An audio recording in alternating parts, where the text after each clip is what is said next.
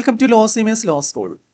ഞാൻ ഇന്ന് ഇവിടെ പ്രസൻറ്റ് ചെയ്യാൻ ഉദ്ദേശിക്കുന്ന കൺസെപ്റ്റ് എന്ന് പറയുന്നത് കോൺസ്റ്റിറ്റ്യൂഷൻ ഓഫ് ഇന്ത്യക്കകത്തെ ഗോൾഡൻ ട്രയാങ്കിൾ എന്നുള്ളതാണ്.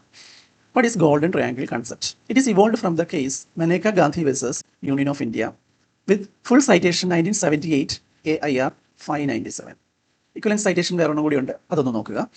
What is golden triangle concept? It involves 3 articles, Article 14, 19 and 21, and these 3 articles together provide a comprehensive protection of fundamental rights. അതേപോലെ സുപ്രീം കോടതി എന്താണ് ഹെൽഡ് ചെയ്തിരിക്കുന്നത്, കേസ് ഹെൽഡ് ചെയ്തിരിക്കുന്നതെന്ന് ചോദിച്ചു കഴിഞ്ഞാൽ, a law depriving a person of personal liberty, ഒരാളുടെ personal liberty deprive ചെയ്തുകൊണ്ടുള്ള ഒരു ലോ ആണെങ്കിൽ it should satisfy the test of reasonableness under article 14, 19 and 21 എന്നുള്ളതാണ്. അതേപോലെ ഇതൊരു 7 ജഡ്ജിൻ്റെ ഒരു ബെഞ്ചിൽ നിന്നാണ് ഇത് വന്നത്.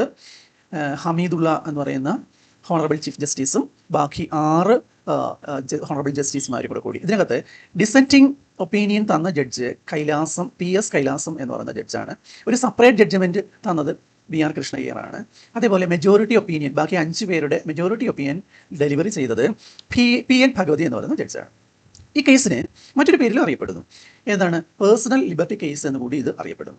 അതേപോലെ ഇത് ഒരു earlier judgment, earlier verdict overrule ചെയ്തതാണ്. ആ earlier verdict AKG versus state of Madras 1950 ഉള്ളതാണ്. അപ്പം 1950 ശേഷം 28 വർഷം കഴിഞ്ഞിട്ടാണ് അത് ജഡ്ജ്മെൻറ്റ് ഓവർ റൂൾ ചെയ്തത്.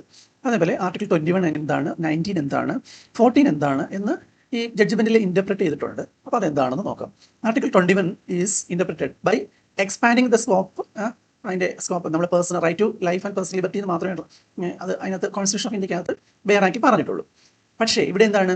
Any procedure for taking away life or personal liberty must be fair, just and reasonable എന്ന് ഈ ജഡ്ജ്മെൻറ്റിൽ കൂടി ഇൻ്റർപ്രറ്റ് ചെയ്തു.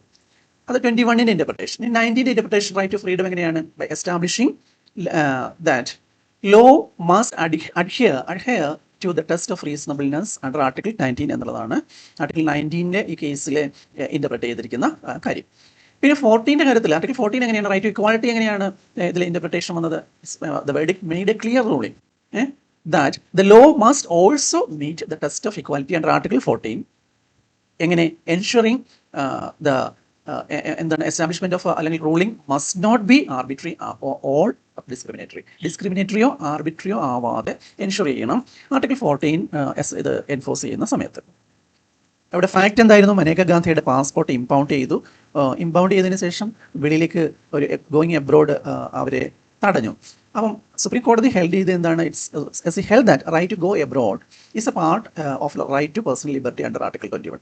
പിന്നെ അതേപോലെ പറഞ്ഞത് mere existence of an enabling law is not enough to restrain personal liberty restrain ചെയ്യാൻ വേണ്ടിയിട്ട് ഒരു എനേബിളിംഗ് ലോയുടെ എക്സിസ്റ്റൻസ് കൊണ്ട് മാത്രം നടക്കില്ല.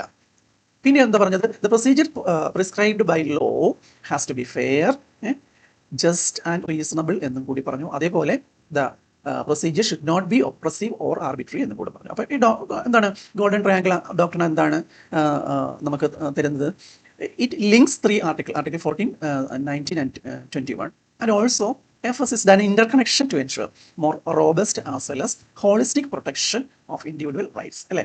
വളരെ റോബസ്റ്റ്, ദൃഢമായതും അതേപോലെ ഹോളിസ്റ്റിക്, ഒരു സമഗ്രമായതുമായ ഒരു ഇൻഡിവിജ്വൽ റൈറ്റ്സിനെ ഈ ഗോൾഡൻ ട്രയാങ്കിൾ ഡോക്ട്രിൻ കൊണ്ട് 3 ആർട്ടിക്കിൾസ്, കോൺസ്റ്റിറ്റ്യൂഷൻ ഓഫ് ഇന്ത്യക്കകത്തെ 3 ആർട്ടിക്കിളായ 14, 19, 21 ഇൻ്റർപ്രറ്റ് ചെയ്തുകൊണ്ട് ആ ഇൻ്റർകണക്ഷൻ നമ്മൾക്ക് വളരെ കൃത്യമായി തന്നു. അതാണ് ഗോൾഡൻ ട്രയാങ്കിൾ ഡോക്ട്രിൻ എന്ന് പറയുന്ന ഡോക്ട്രിനകത്ത് ഉള്ള കൺസെപ്റ്റ് എന്ന് പറയുന്നത്. അപ്പോൾ thank you for watching. Then like, share and എന്താണ് comment the video. Okay, thank you very much.